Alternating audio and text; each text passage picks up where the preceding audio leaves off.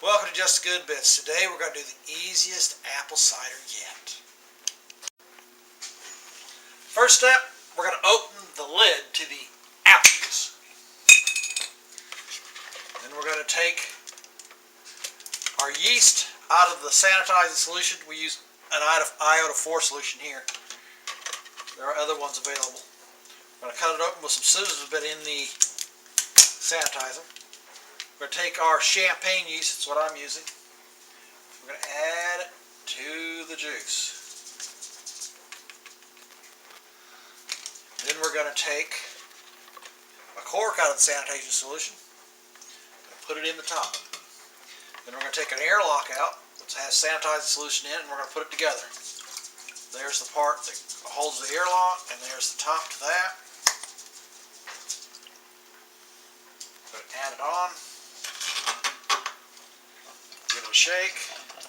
And as soon as the yeast activates, we're going to see bubbling here. And that'll take a little while it dissolves. And we will have cider started. Let's see what kind of cider you got there. What do you have? Well, this is apple juice from Earth Fare. It happens to be organic. I think that's a plus. Next, we have an optional step in the easy, simple cider.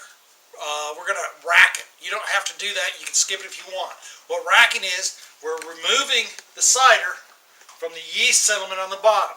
You don't have to do that. You can actually just take the airlock off, put a cap on it, refrigerate it, and then pour a little off. Keep it in mind, you have the yeast in the bottom.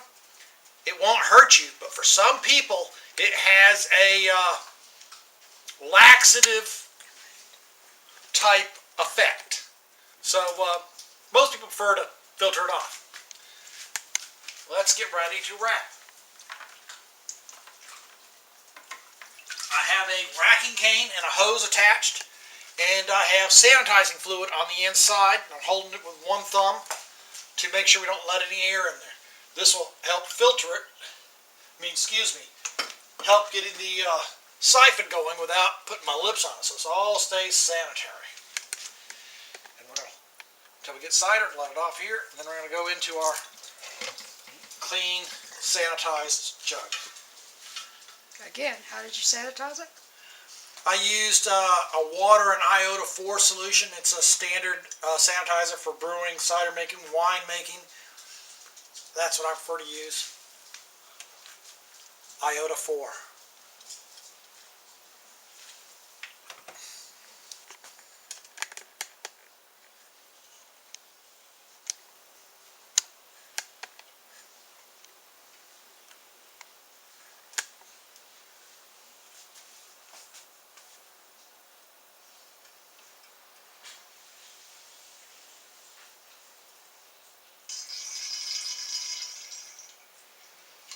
Yes, we left some cider behind. That's part of the sacrifice of taking it off the yeast.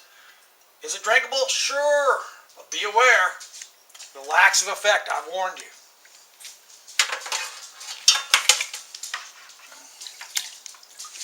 Now we're going to cap it off. And that's been sanitized and cleaned too. This is the end result. Now this is a full 1.3 gallon jug, so it didn't quite fill up. And we're going to refrigerate it. That'll help get a little more fallout. And we'll do a sampling. We'll be back for sampling. Thank you. The final bit for this episode of the cider is the tasting, naturally. Let's focus on the cider. Now, we've racked it, we put it in the fridge, it's cold. The traditional, the old world way of doing this, before the carbonation, was just to pour it in a glass and taste it. That's the way it was. I'm going to taste it that way, then I'm going to show you the other way.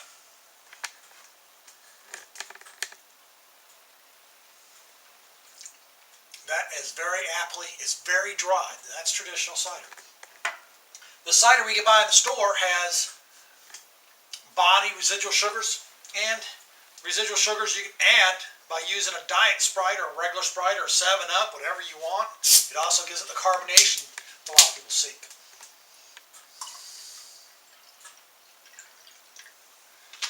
Now we have a carbonated beverage. Cheers, folks.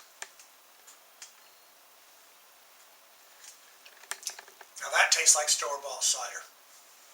Easy, simple cider. Thank you.